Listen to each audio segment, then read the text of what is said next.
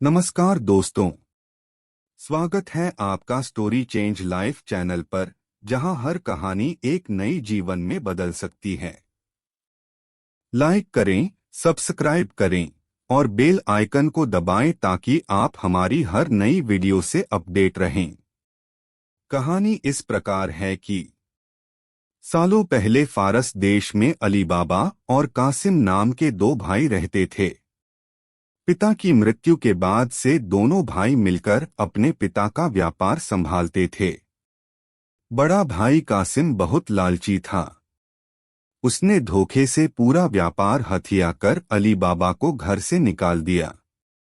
इसके बाद अली बाबा किसी बस्ती में जाकर अपनी पत्नी के साथ झोपड़ी में गरीबी की जिंदगी व्यतीत करने लगा। वह रोजाना जंगल जाकर लकड़ियां काट कर लाता और बाजार में उन्हें बेचकर जैसे कैसे घर का गुजारा चलाता था। एक दिन अली बाबा ने जंगल में लकड़ी काटते समय 40 घुड़सवार को वहां आते हुए देखा। सभी घुड़सवार के पास धन की पोटली और खंजर थे। यह देखकर वह समझ गया था कि ये सभी चोर हैं। अली बाबा एक पेड़ के पीछे छिपकर उन्हें देखने लगा। तभी सभी घुड़सवार एक पहाड़ के पास जाकर खड़े हो गए।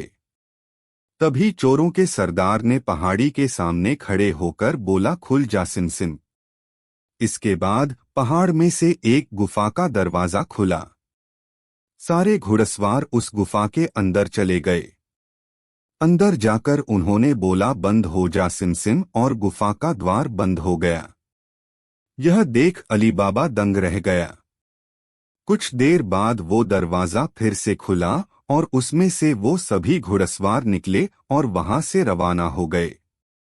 अली बाबा यह जानने को बेताब हो गया कि आखिर इस गुफा में क्या है और वो सब यहाँ क्या कर रहे थे। इसके बाद उसने गुफा में जाने का फैसला किया। वह उस पहाड़ के सामने गया और बार बार चोरों के सरदार के शब्द बोलने लगा, खुल जा सिम सिम, खुल जा सिम सिम। गुफा का दरवाजा खुल गया। अली बाबा गुफा के अंदर गया और उसने देखा कि वहां सोने की गिन्नियां, अशर्फियां, गहने आदि रखे थे। चारों तरफ खजाना ही खजाना था। यह सब देखकर उसकी खुशी का ठिकाना नहीं था। उसे मालूम हो गया था कि वो चोर सारा चोरी का सामान यहाँ आकर छुपाते हैं। अली बाबा ने वहां से एक पोटली में सोने की अशर्फियां भरी और घर चला आया। घर जाकर अली बाबा ने इस पूरे किस्से के बारे में अपनी पत्नी को बताया। एक साथ इतनी सारी अशर्फियां देखकर उसकी पत्नी हैरान रह गई और अशर्फियों को गिनने बैठ गई। तभी अली बाबा ने बोला कि ये इतनी अशर्फियां हैं कि इन्हें गिनते गिनते रात हो जाएगी। मैं गड्ढा खोदकर इन्हें छुपा देता हूँ, जिससे किसी को भी हम पर शक न हो। अली बाबा की पत्नी बोली, मैं इनकी गिनती नहीं कर सकती हूँ, लेकिन अंदाजे के लिए इन्हें तोल तो सकती हूँ। अली बाबी की पत्नी भागती हुई कासिम के घर गई और उसकी पत्नी से गेहूं को तोलने के लिए तराजू मांगने लगी। यह देखकर कासिम की पत्नी को उस पर शक हुआ। उसने सोचा कि इन गरीब लोगों के पास अचानक उनके पास इतना अनाज कैसे आया। वो अंदर गई और तराजू के नीचे गोंद लगाकर लाई और उसे दे दिया। रात को अली बाबा की बीवी ने सारी अशर्फियों को तोला और तड़के सुबह उनका तराजू लौटा आई। कासिम की पत्नी ने तराजू को उल्टा करके देखा तो उस पर सोने की एक अशर्फी चिपकी हुई थी। उसने यह बात अपने पति को बताई। कासिम और उसकी पत्नी यह जानकर जल भुन गए। दोनों को रात भर नींद नहीं आई। सुबह होते ही कासिम अली बाबा के घर गया और उससे धन का स्रोत पूछने लगा। यह सुनकर अली बाबा ने कहा, आपको कोई गलतफहमी हुई है। मैं तो एक मामूली लकड़हारा हूँ। कासिम ने बोला कि तुम्हारी बीवी कल हमारे घर से अशर्फियों को तोलने के लिए तराजू लेकर गई थी। ये देखो, ये अशर्फी तराजू पर चिपकी मिली है। सब सच बताओ, नहीं तो मैं सबको बता दूंगा कि तुमने चोरी की है। यह सुनकर अली बाबा ने सच सच सारी कहानी बता दी। कासिम के मन में लालच आ गया। उसने खजाना हथियाने का प्लान बनाया और अगले दिन गुफा पहुंच गया। वह अपने साथ एक गधा भी लेकर गया ताकि वह उस पर खजाना लाद कर ला सके। गुफा के सामने पहुंचकर उसने अली बाबा ने जैसे बताया था वैसे ही किया। उसके खुल जा सिमसिम बोलते ही गुफा का दरवाजा खुल गया। अंदर पहुंचकर चारों तरफ खजाना देखकर वह भौचक्का रह गया।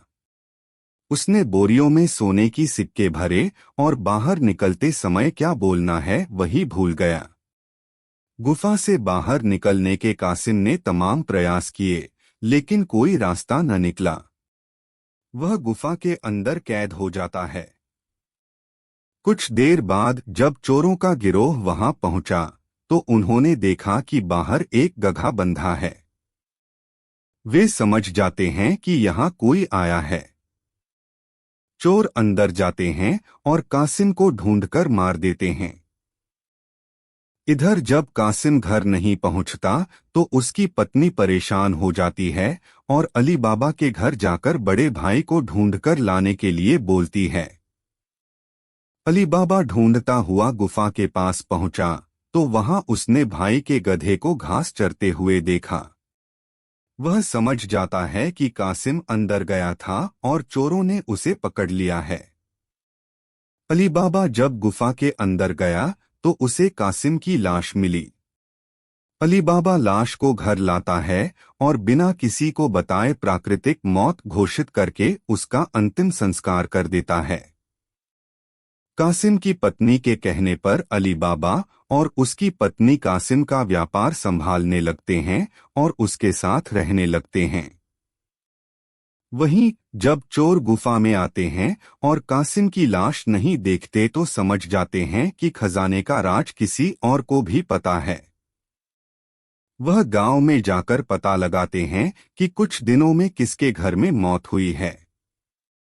चोरों को अली बाबा का घर मिल जाता है। चोर ने उसके घर के बाहर क्रॉस का निशान लगा दिया, जिससे रात के समय उन्हें उसका घर समझने में आसानी हो।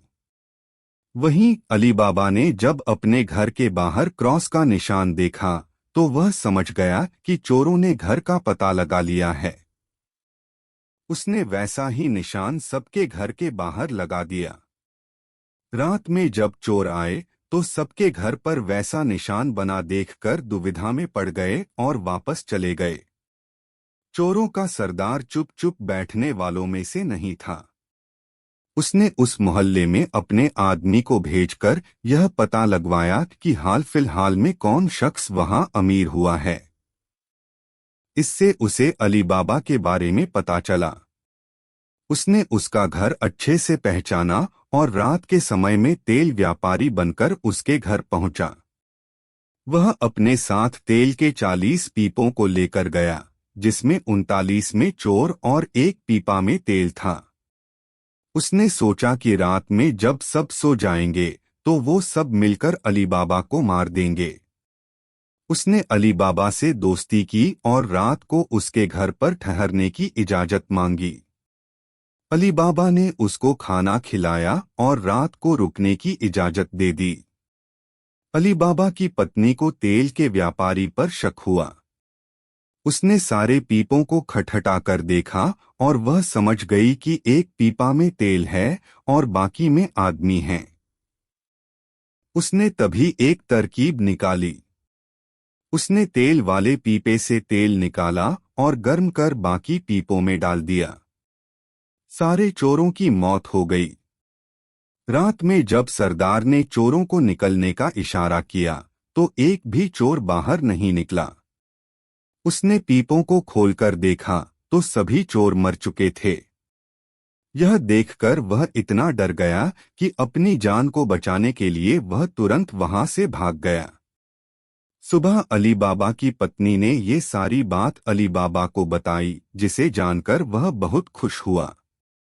अब उन 40 चोरों के सारे खजाने का अकेला मालिक अली बाबा था। वह देश का सबसे अमीर शख्स बन गया था और खुशी खुशी अपनी बीवी बच्चों के साथ रहने लगा।